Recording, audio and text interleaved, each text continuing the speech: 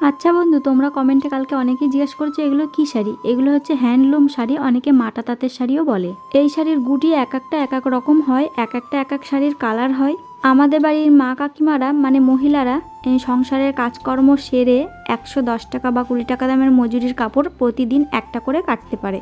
আর আমি বাড়ির ছেলেদের কথা বলছি। বাড়ির ছেলেরা যেহেতু সংসারের কাজকর্ম করে না, শুধুমাত্র তাঁতের কাজই করে, তো তারা একটারও বেশি কাপড়ও কাটতে পারে এই 110 টাকার মজুরিগুলো ইচ্ছে করলে আর কি।